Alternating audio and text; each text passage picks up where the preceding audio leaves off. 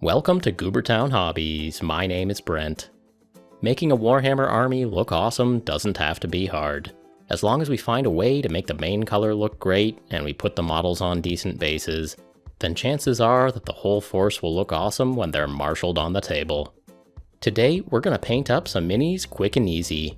In fact, these may be the laziest paint jobs that you'll ever see on this channel, but they demonstrate a ton of strategies and techniques and materials, and some of them end up looking pretty good. It's my hope that something in here gives you an idea for your next color scheme. We're working with the new Necrons in this video, but I think this will be a useful brainstorm for almost any project that you have coming up. I've got 10 test models here and 10 different strategies for making the main color look good. I've got some quick and easy base ideas as well, so let's get to it. First up, a metallic Necron that I started by spray priming silver. Next is a quick wash with Nuln Oil all over. That darkens it down, establishes the shading, defines a few details, and maybe even makes the robot look a little bit oily in the good way. Once that's dry, a makeup brush loaded with a bright silver for an all-over dry brush highlight. Prime silver, wash with Nuln Oil, dry brush highlight. A brutally straightforward approach for making the main color of this model look good. I promise that the other models in this video will be a bit more interesting and clever, but all of them are just as quick and effective and accessible. For a secondary color, I painted his gun rod green, and afterwards I washed it with Nuln Oil. The base on this guy is sand that I glued on, painted black, and then dry brushed with a medium gray followed by a light gray. I stuck some alien tufts on there too for an extra splash of color. The only other detail that I bothered to paint were his eyes. We've got an effective main color, an effective base, and a couple of details in secondary colors. This model is absolutely ready for the table. An army painted to this standard would look great. Okay, now let's do some more interesting stuff. This next one is gonna be camouflage. I started with a dark green primer and then did an all-over wash with Nuln Oil. A lot of this will get covered up, but it's going to make the cracks and the pistons look right. Next up is to make splotches in a few different colors. I'm going to start with black, then move to brown, and then a lighter shade of green. For a long time, I was intimidated by painting camo, but it's really not too hard. I'm trying to make random shapes with smooth, curvy edges. I'm trying to apply the paint so it covers well with a single layer, but it isn't junky. Each armor plate or bit gets maybe 1 or 2 splotches of each color, and this makes the distribution about right.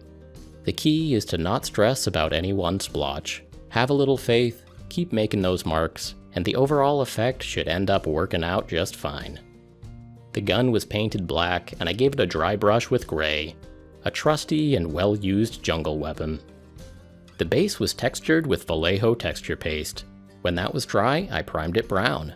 Then I added splotches of brown and green to give the impression of undergrowth. Next up, I started adding moss and shrubbery to the base. I went heavy on this stuff since it's supposed to be a jungle. For the fun of it, I even added a few dried plants that I got from the craft store. These can be a bit delicate, so they're not always the best for game pieces, but they sure do look cool.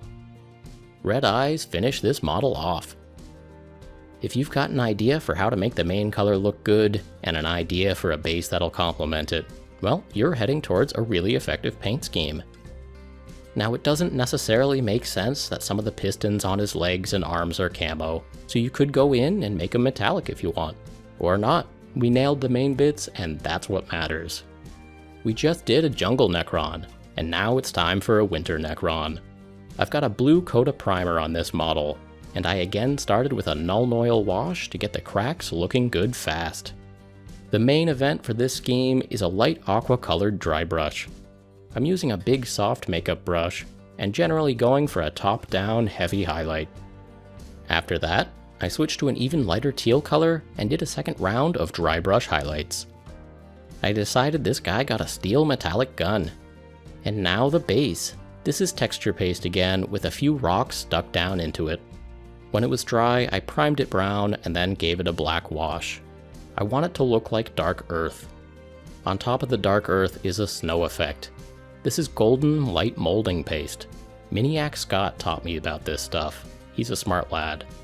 I'm just dabbing on a little bit of snow to make the ground look cold and crusty. Then I stuck down a couple of winter tufts to really sell the scene. This Necron got red eyes, and I decided to trace a little bit of blue paint into the patterns on the gun. We could probably jazz up the gun a bit more, but hey, I think this is a great winter Necron whether his gun looks fancy or not. Hey, guess what? This video is actually a secret collaboration with Alexandra from GirlPainting. GirlPainting is a YouTube channel that's been around for 11 years now. She has hundreds and hundreds of painting tutorials, and I've learned a bunch from her over the years. For this collaboration, we wanted to give people a ton of ideas for these new Necron models. So, here's a sneak peek at what Alexandra's been working on. Okay, Brent. Here, as you can see, this is my finished Necron in gold and blue with a rusty industrial base. I hope you like him, and I'm looking forward to your tutorial. Until then, you're Alexandra. See you! Alright, back to it.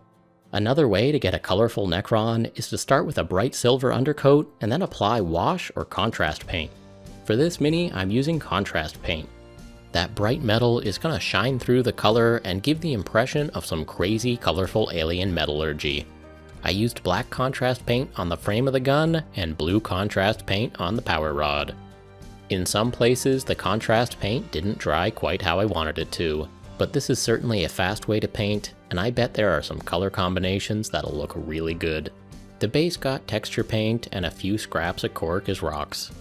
I primed tan, washed with brown, and then dry brushed up a bit. And there we go, another test model. This didn't turn out to be one of my favorite schemes, but the method of putting a wash or a contrast paint over a metallic is a useful strategy to keep in the old toolbox. Washes over white can be fun too. A few years back I painted some Dark Eldar models that I really like, and I'm gonna try to repeat that scheme here. I primed with white, then I got out my secret weapon colored washes and my bottle of Pledge Floor Care. Pledge Floor Care is pretty much gloss acrylic medium that thins the washes and makes them dry glossy. It makes it easy to put down multiple layers of colored washes and still have a lot of that white shining through. I've got a bright yellow, an orangey yellow, and a brown. I put on 2 coats of each, and this is what it looks like when it dries. Some strange, shiny alien material. The gray and the blue that I used on the gun are also washes from Secret Weapon. The base on this is Crackle Texture Paint, a Grelin Earth from Games Workshop. Once it was all dry and crackled, I painted it black and did a gray dry brush. Some scorched and barren alien world. These washes are translucent, and we can see a lot of the undercoat. I want to try to make a modeled Necron. I'm starting with a white primer, and then I'm making black dots all over it. For this model, I'm also using Pledge Floor Care to mix up some shiny washes, but this time I'm using acrylic inks for the color. This floor shiner can be mixed with all kinds of stuff, including acrylic paint. Anyway, this is gonna be a green, modeled Necron. I put on 3 thin, shiny layers of this homebrew glossy wash, and here's the effect. He was finished up with some purple and black washes for the gun, and silver eyes. His base was sand painted black and dry brushed up with gray.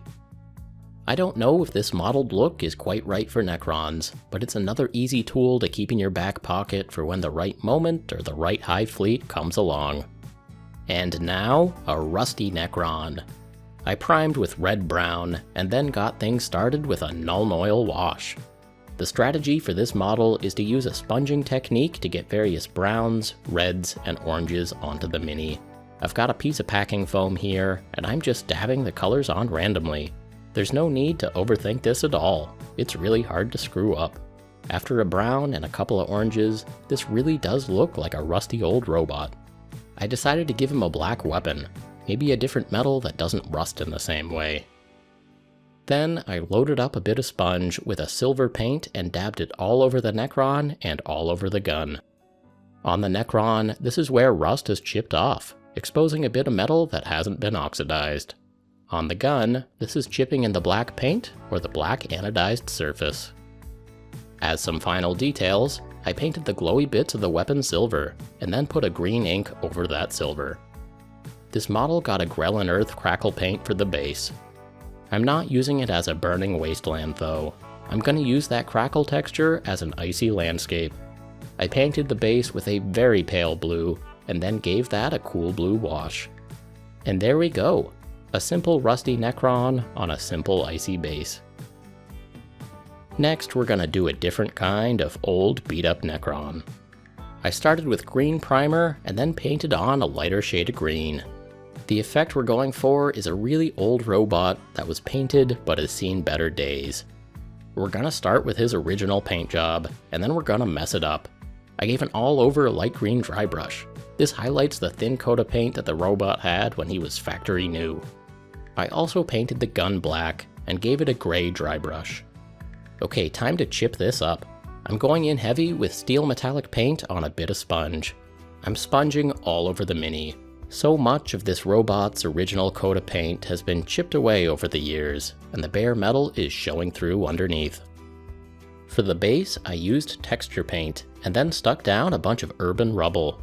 I'm using steel mesh hardware cloth as rebar, and I've also got some old supports from 3D printing projects that look like, well, structural supports. I painted the base dark brown and worked in a bit of metallic paint and rust. I also dabbed on a bit of weathering powder to make everything more dusty and rusty. This Necron is the last bit of functioning machinery in an ancient factory. Next up is a Necron made from strange alien metals. For this I primed glossy black and then put down some Vallejo Shifters Color Shift paint. Color Shift is a generic term used inside and outside of our hobby. These metallic paints appear to have a different color depending on what angle you see them from. You can never quite tell what these will look like until the paint dries. In this case, I'm trying out green, blue, violet on the body and turquoise violet on the gun. None of the names on the Shifters paints are particularly useful. You just gotta try them out and see what looks cool. Naomi at Sword and Steel has a good video on this set of paints if you're interested. I did 2 layers of each of these Shifters paints, and then I washed everything with Nuln Oil. For the base, I used super glue to put down a pile of small jagged rocks. They got primed black and highlighted with a gray dry brush. I want this to look like an alien walking across a brutal alien planet. I'm really curious to see what this Mini would look like with some of the other colors of Shifters paints, but for now, I was able to restrain myself. Let's move on to the next Mini. Another way to make a colorful alien metal is to simply mix a metallic silver paint with any other color of paint. The color can end up being a bit muted, and it isn't quite as shiny as the original silver, but I think it's still convincing as an alien material. In this case, I started off with purple mixed with silver. Then I changed my mind and mixed blue with silver instead. The gun got to be steel, and then the whole model got a wash of Nuln Oil. The base is a Grell and Earth crackle paint. Okay, I saved one of my favorite tricks for last. This is going to be a Necron who's walking out of a sandstorm. I'm going to give this guy a generous coating of red-brown weathering pigment. I put it on the base and on the model. Once I was happy with the placement, I used a matte varnish to seal everything in place. This is another of those tricks that requires no skill. It doesn't matter whether that silvery blue undercoat looks any good or not. The model is going to look believable as a robot in a sandstorm. Darude here also would have looked good if he had started as non-metallic blue before he got covered in this red-brown dust. Okay, so these were 10 test models painted fast with a whole range of different strategies. The main point is that if you can find an effective way to paint the main color on your model, then the overall look is probably going to be pretty good. It's the main color that you really need to have a plan for. And there are all kinds of clever ways to paint that main color. Dry brushing, sponging, washing, pigments, technical paints. Some painting techniques require skill and practice, and others, not so much. Some techniques, like the ones used in this video, are really straightforward and anyone can use them. For these, the real skill is just knowing when to reach into our toolbox to haul them out. Ordinarily, I really like painting with washes, but on these Necrons, they didn't quite turn out the way I was hoping. That's alright, there are plenty of other viable ways to paint a Mini. Simple dry brushing actually led to one of my favorite models in this set, and another great result came from just chucking pigment at an otherwise boring mini. Always keep your eyes open for interesting materials and strategies that other painters are using. Keep filing away these ideas, and be on the lookout for opportunities to put them to good use. If you're one of those people who think painting a whole army for a game like Warhammer is intimidating, well, it doesn't have to be. There are many, many ways of making models look awesome, and some of them are actually quick and easy. I encourage everyone to check out GirlPainting for more creative ideas and more inspiration. Alexandra's helped to teach me and countless others how to paint, and it was a real treat to work with her on this set of videos. Well, that's gonna do it for today. Thank you all so much for watching.